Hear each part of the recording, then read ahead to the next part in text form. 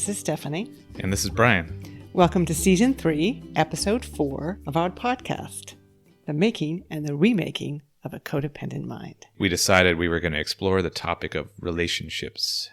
And we're doing so because we got some feedback from a couple of our listeners, which is great. We love to hear from people who are enjoying the podcast. We got some questions about our relationship. How did it come to be given you were struggling with unhealed trauma and these codependent behaviors and habits when we met and through the first couple of years of our relationship? It's completely understandable to me why somebody would wonder that, given maybe their own situation or their own observations of how codependency may work, or really any disordered behavior personality. Because one of the things that disordered behavior does is create problems in your intimate relationships. Yeah. So we're going to talk about the types of relationships you have had in your life, including your relationship with me, which we describe as like relationships with healthy people. Yeah. And we've used that term before, healthy people. I just want to acknowledge that it's not really a very specific term. Obviously, it's not like I'm this picture of perfect mental health or physical health. We're using it to describe people who have the majority of time healthy behavior habits, healthy interpersonal behavior habits. Interpersonal, that's the key here. So it doesn't mean that if it's, we're just describing them as a healthy person, that they are always perfectly behaved and that they don't do some things that are unhealthy within relationships. But just by and large, these are people who don't have disordered behavior habits. Especially the kind that cause significant problems with interactions with other human beings. Yes, right. So fortunately, for the sake of this podcast and the sake of my learning experience, my personal learning experience, I've been able to break my relationships down into three major categories, which kind of cover a large swath of types of relationships you can have, being the one that we explored in great depth in this podcast, which is behaviors with abusive, narcissistic type people. Or really just any abusive people. Relationships with abusive people. Yeah. You're encased primarily, but not exclusively narcissists. Yeah, it's true. Not exclusively. And also when we say relationships, we mean any kind of relationship, not just romantic relationship, but any relationship. Then another type of relationship that I had for a very long period of time, which we'll talk about, is a relationship with a non-abusive, but also behaviorally disordered person.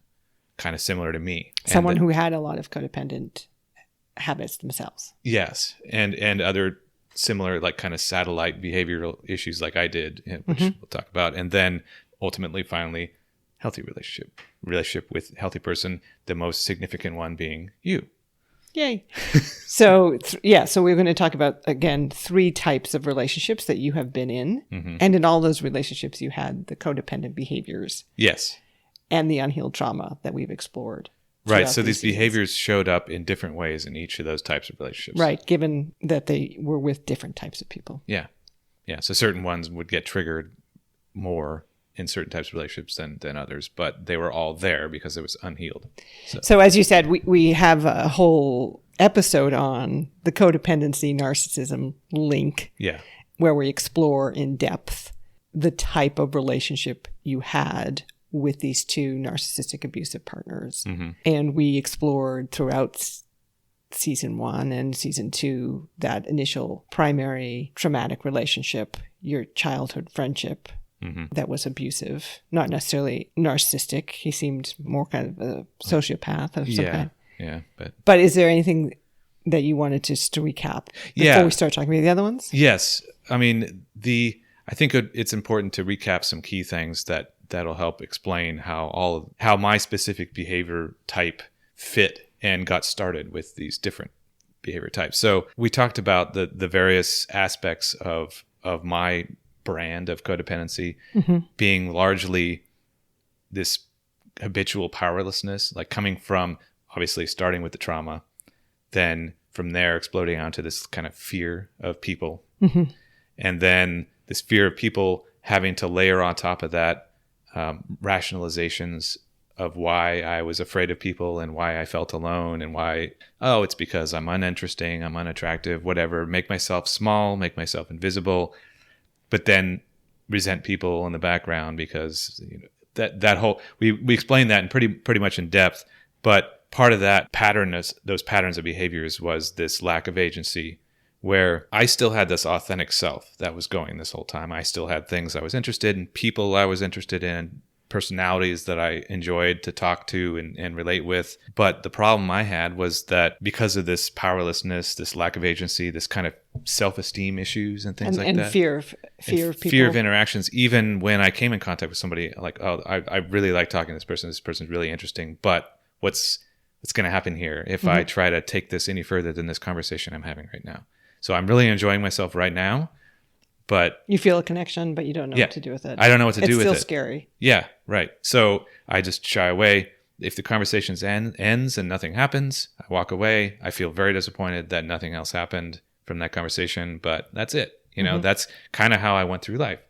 And every now and then I would come across someone who tried a little harder to make a connection on their end.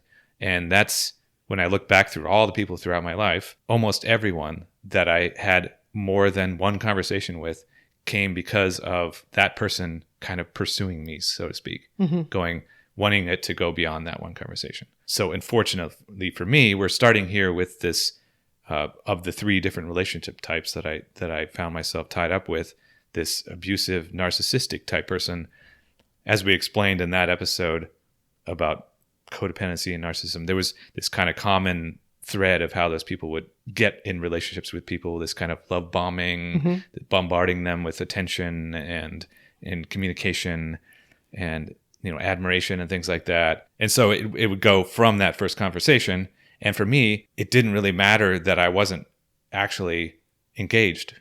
When I look back on each of those people. Yeah. And we're talking about, so again, your 2 previous primary romantic relationships with R and J, but you also had friendships when you were younger that you now look back and see following that same pattern. Yeah, following the same pattern, similar personality types, started similar ways. With the love bombing and the overwhelming attention and this pursuit of you that you really needed in order to get into a relationship. And so we'll get a little more into the types, specifics of things that I myself found to be engaging and interesting about people that attracted me to any type of person. But it just so happened to be that these narcissistic people, there wasn't something about them that I was attracted to. There wasn't some kind of personality trait. It wasn't like I was attracted to narcissism, like this grandiose, exaggerated, like I'm so cool personality. I wasn't attracted to that. You didn't find them particularly interesting or cool or charming? No, I mean, I could have. That's the thing. I mean, it's... a lot of this is chance, so I could have met a narcissist that was very intelligent and I had great conversations with. That just didn't happen to be how it went. The kind of narcissist you met. No, I just happened to meet people that were actually kind of dull and not very interesting, but made themselves interesting with their grandiosity. But so I can remember meeting each of these people and going, okay, here's a person. And then, this person's like showering me with attention. And so this initial, when I meet these people, it immediately becomes how they're relating to me. And because of my codependency, my lack of agency, and the fact that part of my brand of codependency was to make people feel safe and comfortable and things like that, some of these people I know for sure were not successful at meeting people and often felt persecuted and unsafe, and I made these people feel safe. Right. And they would do this kind of shotgun approach, which is not uncommon for narcissists. It's just kind of love bomb everybody. And the people who respond, they're like, okay. Yeah, kind of like fishing, right? Right. Yeah. And every now and then they're fishing with the shotgun. Yeah, right. Yeah. But, and then, I mean, obviously, I think that's a pretty common thing for narcissists to do, is just try to collect people that validate them, Right. And so, I mean, I'm sure these people must have been attracted to me in some way, other ways too, but ultimately, it was just like, wow, this person's really kind. This person really listens to me. I feel safe with this person. And, I overlooked bad behavior probably right from the start. It's hard for me to remember all the details around the first week or something. But they obviously felt safe, and they obviously felt as though they wanted to pursue me. And so that's how those relationships started, ultimately, was just like, Not based on your attraction. No. They were attracted to you because they saw someone that they felt that they could feel safe with, that they could control, that would validate them. Yeah. And because they were attracted to you, you felt in your codependent reflexive habit that you had to then respond with your own attraction or attention. Right. Back So to there's them. like, an initial pull of like, wow, I'm being complimented. I can't believe this. Somebody likes me, because I have this low self-esteem. But then also very quickly, these people had these abusive personalities that I was habituated to catering to. When someone directed abuse towards me, I was like, oh, well, I need to appease that, or I need to react this way to that, not walk away, not see it as a red flag, but I need to validate them, make them feel comfortable so that they stop abusing me. I mean, that's just what I did from the G days, and they would just instantly be comfortable and feel as though they could get away with anything, and then immediate power imbalance, like right from the very start. So that's how those relationships started. And then from there, obviously, we've gone into great detail on how they continued, and the trauma bonding and codependent behaviors, the compartmentalization, all of the satellite behaviors that intertwine with that. That got you stuck there. Yeah.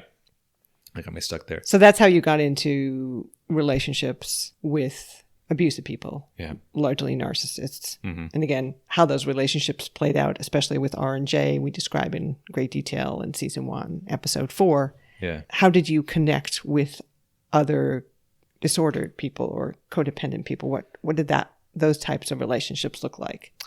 Well, I have one big example of this type of relationship we're talking about here, and it was a very significant and long-lasting relationship that started in my senior year of high school and lasted for about 13 years with another disordered person that had kind of a very similar history, childhood trauma, a lot of codependent traits that obviously I didn't know about then, he didn't know about then. Yes, you're reflecting back. Yeah, this is reflecting back. You didn't use those words at the time. No. Yeah, and then he had his own set of kind of satellite behaviors. I have my compartmentalization, emotional dysregulation. He had emotional dysregulation too, but his just looked different. He just had kind of different satellite behaviors. But we jived. Those behaviors eventually became, like within a few years, we became this sort of safe harbor for each other. And this was a best friend. This was not a romantic relationship. Yes, this was a friend. And we both kind of were slipping further and further into just validating each other's fears and just feeling so safe at home when we were hanging out with each other that we just... Because you lived together for many years. Yeah, we lived together for a long time. And we kind of isolated each other from the world. We'll always have conversations about what we wanted from life. We both wanted romantic partners and families and things like that and a full life, but that was always in the future. It was always like, we'll get there. For now, we just need to focus on this and that, And because it was, as you said, there was, for both of you, a lot of fear attached to interpersonal relationships. Yeah. And you found one that did feel safe. Yeah. And then we would kind of validate each other's fears. So we would talk to each other about our experiences when we went out in the world, like went to our jobs and stuff like that, and come home and go, oh my God, I had this really awkward conversation with so-and-so, or like just I felt this person was looking at me weird or whatever it was. We would just always support our fears and then just go, oh boy, well, anyway, so great that we're back home and hanging out, and it was this thing that just kept going on and on like that. And it was kind of like a drinking buddy. It was like a codependent buddy. Yeah. I mean, we had a lot of like fun. We're both afraid and powerless, but we have each other. At least. But to make it even more for me, something that I allowed myself to just sink into and always give into this fear and stick around was that I had an intimate connection with him. Like we had great conversations. We sat there for hours talking about personal, intimate things.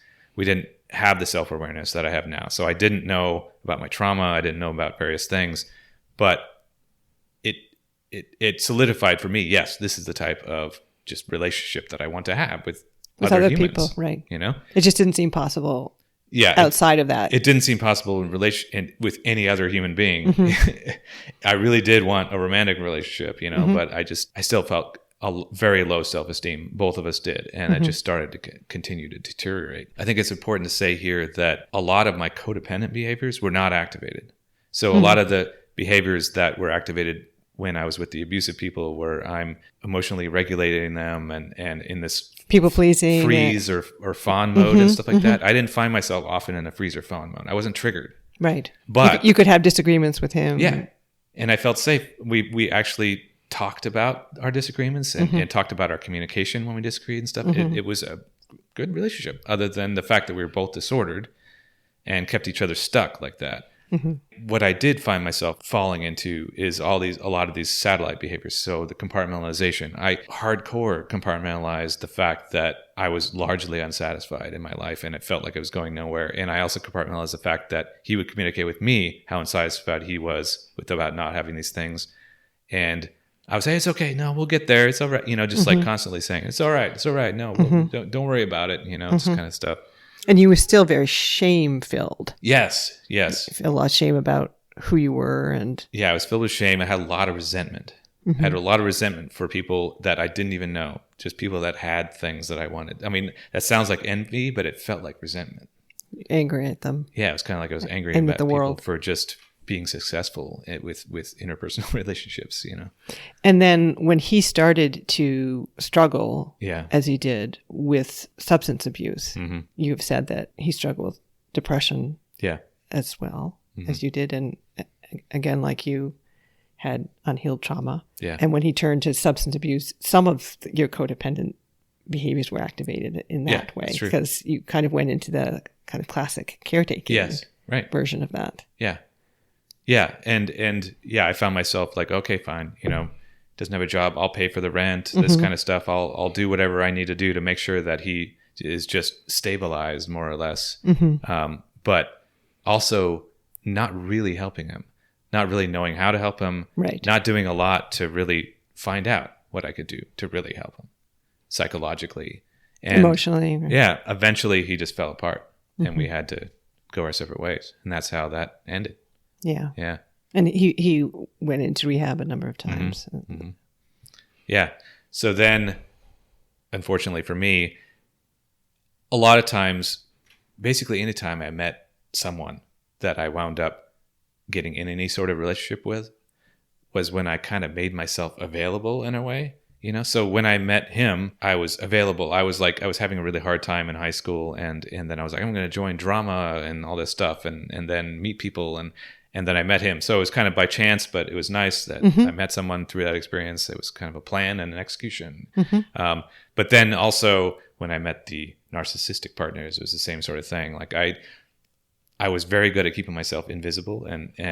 But when I wanted to meet someone, I was like, okay, here I am. Stuck your head up. Just start talking to me. I'm going to talk to you. Yes. And so I took it. It was within a year after going my separate ways from the friend that we were just talking about, to meeting R and the first abusive 8-year relationship that we talked about. Right. So, I mean, we've kind of discussed this. It's how you have described yourself as hiding out in this long-term friendship, both of you hiding out together. And then because you felt that the world was unsafe and hostile to you, and then you decide to poke your head up and down swoops a narcissist and actually proves you right. Like, the world was unsafe and hostile to you. Yeah. So picture that. So now to jump back, because now we just talked about this relationship with the non-abusive, disordered person.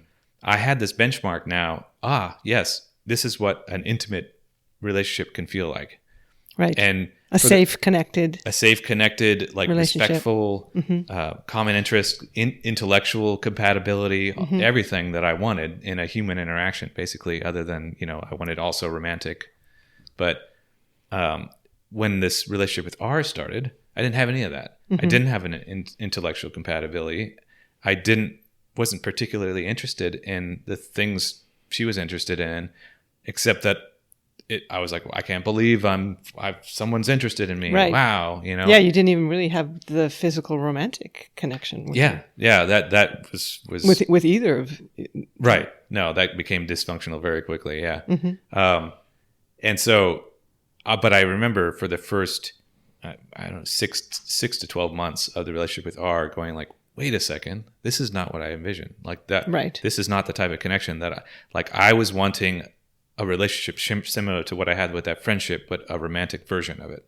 But this was nothing like that. This person's insulting me. This is like, I feel like I feel like crap all the time with this person. Like this doesn't seem right, but is I just rationalizing it immediately, because you were stuck. And then eventually just completely forgot about that. And one of the things that R did was to trash the friendship that was remaining between you and your best friend. That friend. Yes. I mean, it was. She shamed you. She shamed me for being friends with him. She belittled him. Yeah. She shamed me for everything that I told her about that friendship and the things we did and the way we were and the way we decorated our house and everything was just like kind of like everything that happened before you met me is ridiculous. This kind of your whole past says that you're a loser, but now that you're with me, you're great. But he was part of that, and she basically was like, okay, you're not talking to that guy anymore. Yeah. Which may have been really. I didn't want to end that friendship, and I feel awful about that. I've recently reconnected with him just to have some conversations and kind of try to get on a different wavelength from that stuff. But I was honest with him about that. That's something that narcissists do, is kind of isolate you. And so that brings us to your relationship with a healthy person. Yes, right. So the way we met was a very fortunate real world meeting for me. That it was fortunate in that we met in a social setting in real life, and you were sitting there by yourself, and I was like, there's, of course, initially it's like, there's a beautiful woman sitting there by herself. I want to go talk to her. And it was very fortunate for me that I did that, because that gave me a little bit of sense of agency. That you made the first move. That I made the first move, that I made a choice. And then I sat down and we proceeded to have a conversation, and I was instantly grabbed by the fact that you were that type of person that I always wanted to interact with. This intellectual compatibility that was obvious right from the start.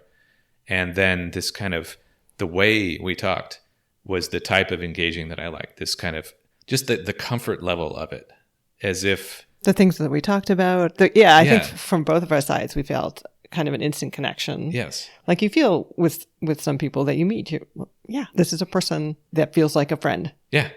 That feels, this is my type of person. So it gave me that familiar feeling that I used to get anytime I would get in a great conversation with someone. And I would get excited. I mean, this is not the type of stuff, I was such a compartmentalizer that I would kind of not really recognize that stuff. I mean, if I was a healthy person, I would have known, yes, I'm excited. That means I like this person. But I would just have more vague feelings.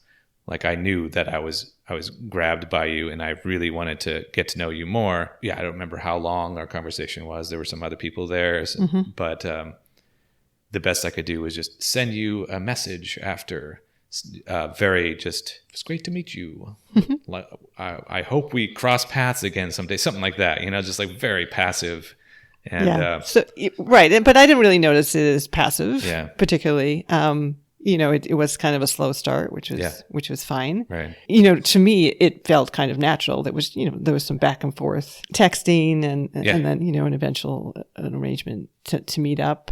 I mean, that part was a little bit funny because, we've been talking about this place that I liked, this whiskey bar that I like to go to. And you said, this was over text. And you said, what was that place that you said you liked? And I gave the name of the place and described it a little bit more. And you said, I'd be down. What did you say? I'd be down to check that out or something like that. Yeah, I'd be down to check that out.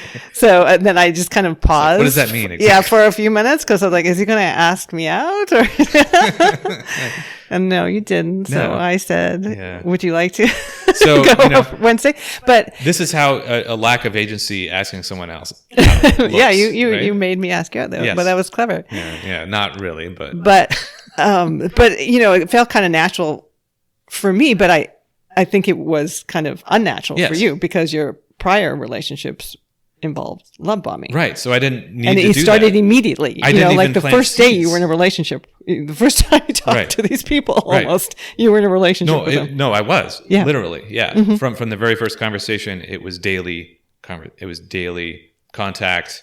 And then, within a week, like making significant relationship decisions and moves and stuff like that. So that's what I was used to. And so these planting the seeds is like, wait a second, this person's not, I thought that was a really good conversation. Why aren't they pursuing me? What's going on here? Right.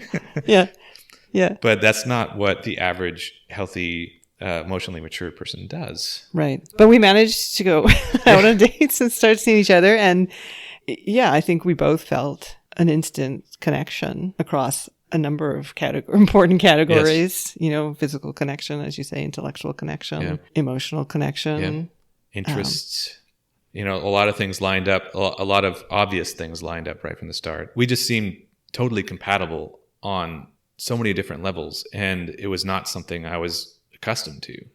It was basically what I had been looking for, but I was so immersed in this world of abuse and compartmentalization that it was difficult for me to really recognize it first.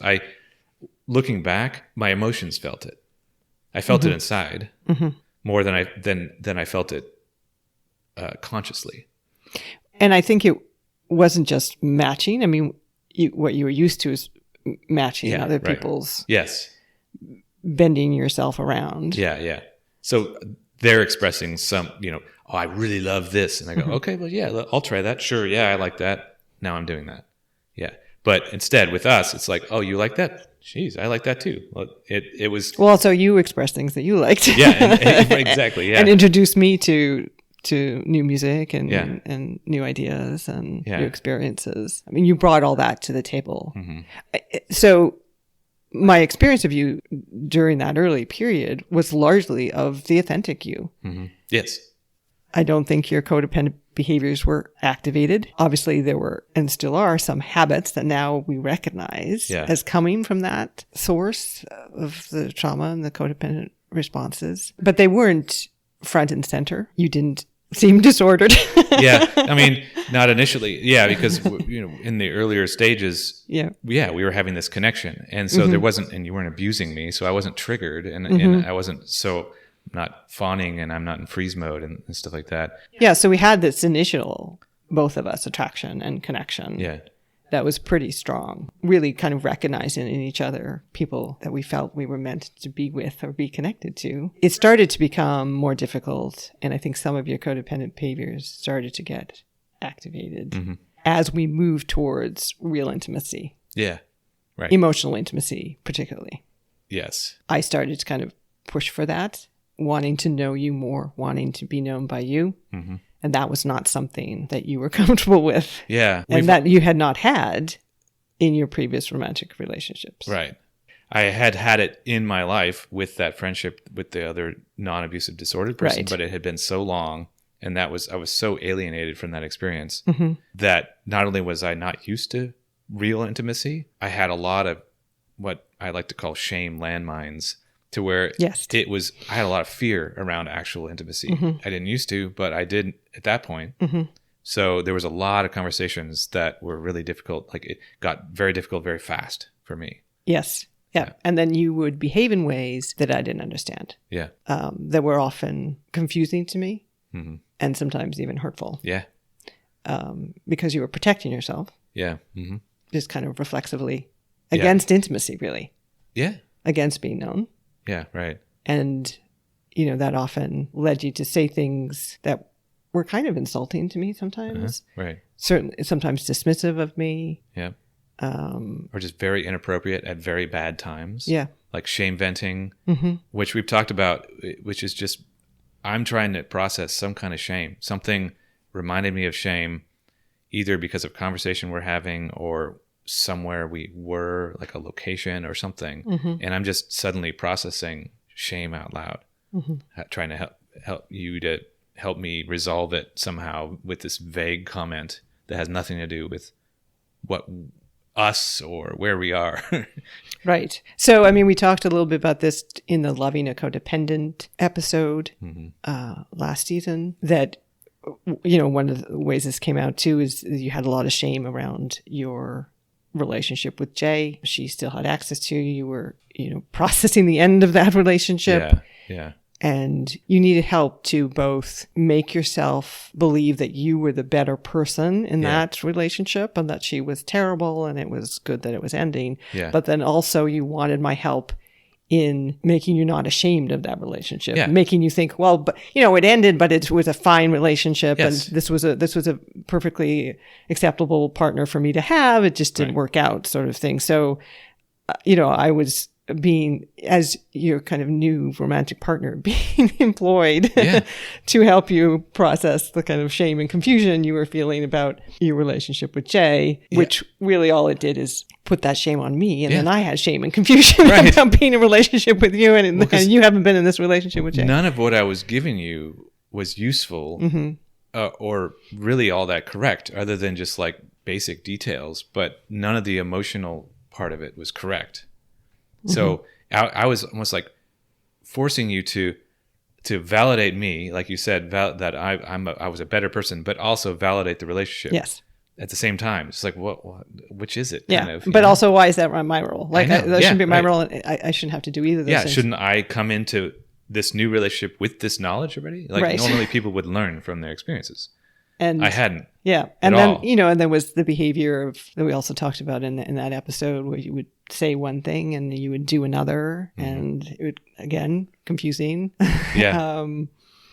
What can I trust you? So we went through a period where there started to develop pretty significant trust issues. Yep. So for me, trusting you, not to say that you were untrustworthy in the sense that you were deliberately duplicitous and manipulative. I mean, you're not untrustworthy like a narcissist is untrustworthy. Sure. It was more, are you trustworthy? Do you know yourself enough? Yeah. Can you behave consistently enough Yeah. that I can rely on you and my knowledge of you to be in this relationship safely? Yeah.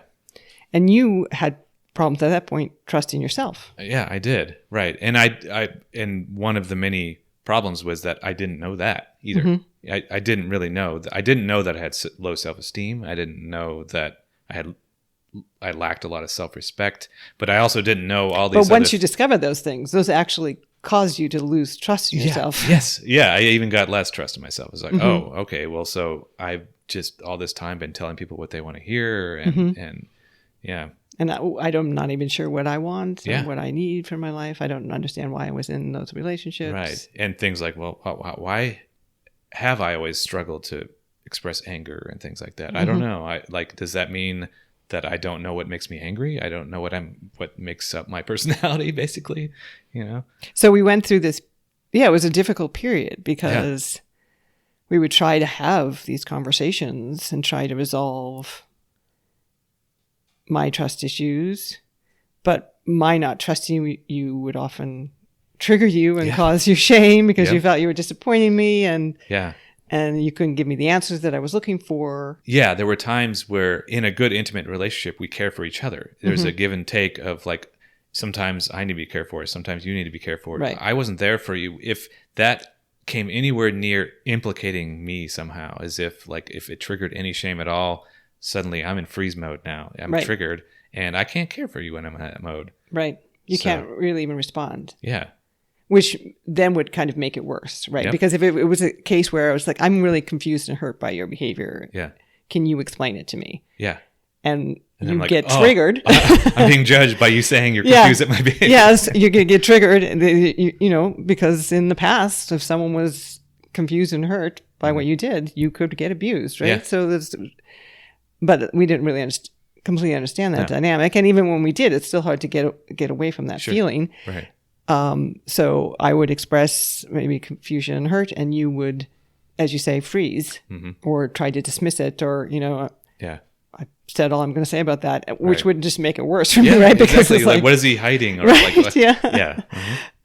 Yeah. So, we found a therapist. We went to a therapist for a little bit to try to have these type of conversations where we both felt that we needed to be cared for, because we didn't want to get in the dynamic of it was just me taking care of you. Yeah. I mean, that's not sustainable. Yeah.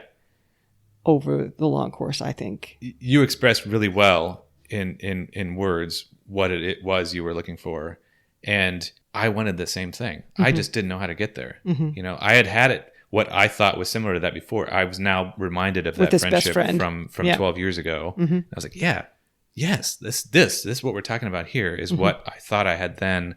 I was a lot younger and immature, but yes, this is what I want too. What can I do? How do I get there? Right. I don't want to be dishonest. I don't, I don't mean disorder. Exactly. Yeah. But every time we try to move us towards there, your trauma would get triggered. Yeah. And so we went to a therapist to try, have a more of a safe place for us to talk. Mm-hmm. But we also continued to talk almost every night about these issues. Yeah. And we went through the healing process in season 2. So there's a lot more details there. Yeah. And we went through it together. Yeah. And it involved all the things we talked about, learning to sit with shame and developing self-reflective practices.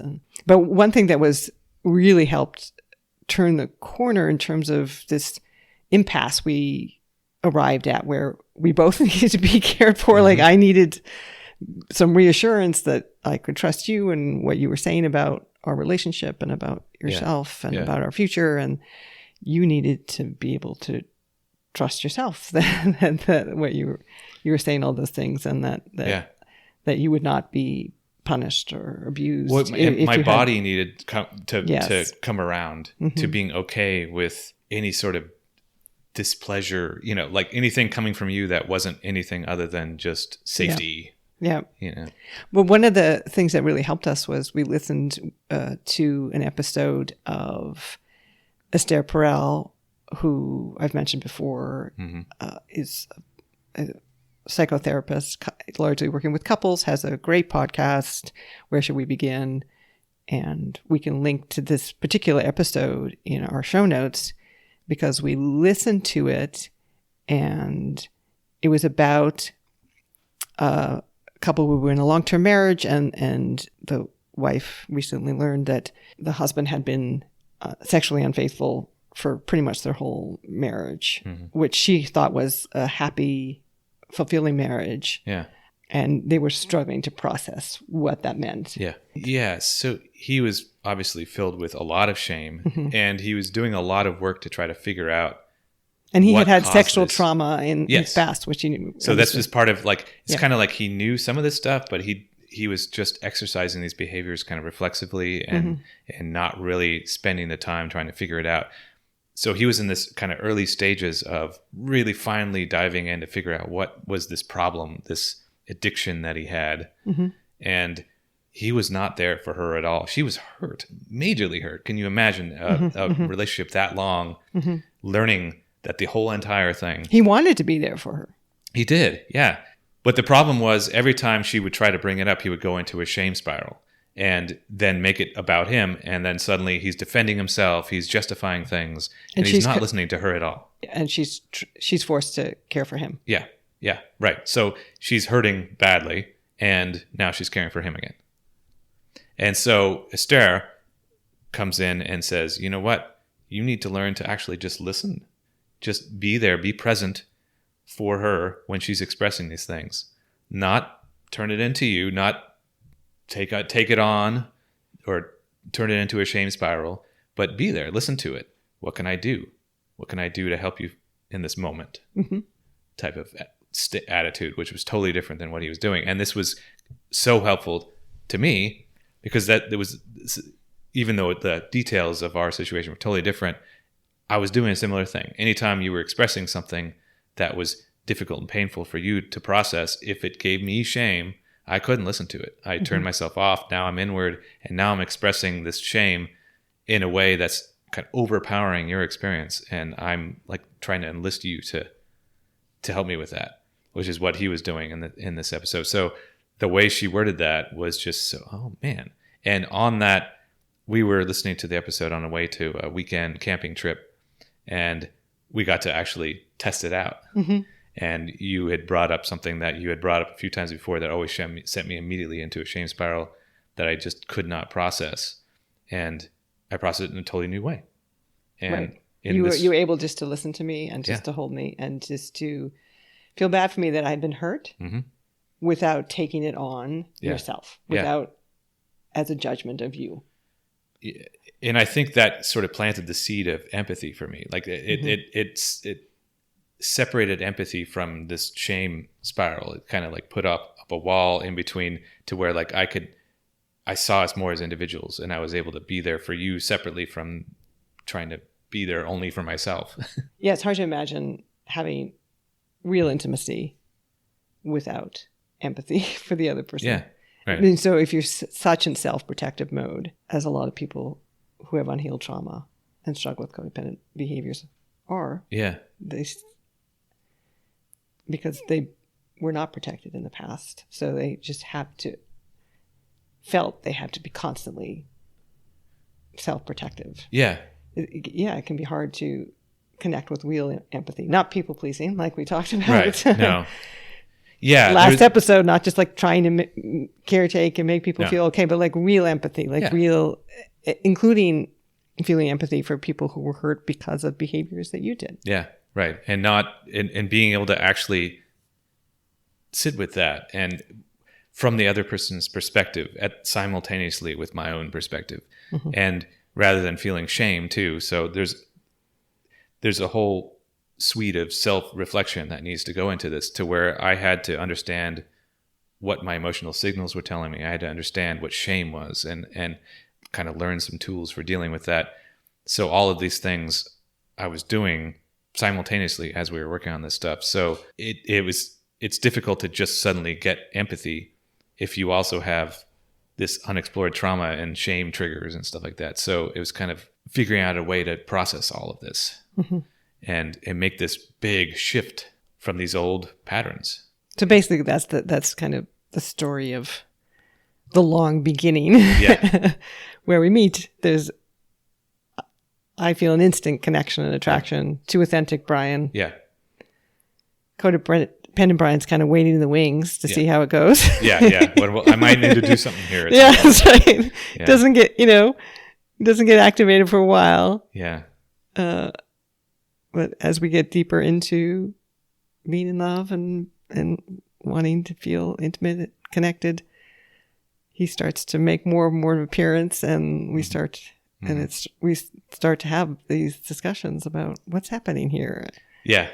Who is this person, this codependent Brian? Right. So, ideally, obviously, it would have been a lot more comfortable for both of us if I had already done a lot of this work before we met. There would have been less pain, less shame, but I'm just grateful that we are where we are. And it's hard, like we talked about during the healing codependency season, it's hard to imagine doing this on your own. Like you do need someone, people, and have those loving connections.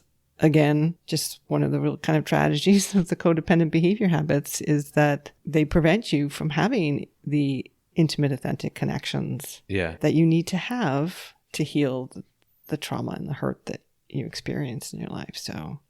So there's, I think, a misconception that people have that people with codependent behaviors are attracted to these yin and yang, or like these abusive narcissistic behaviors. Like somehow like that pulls me in because I have these behavior traits that fit well with those.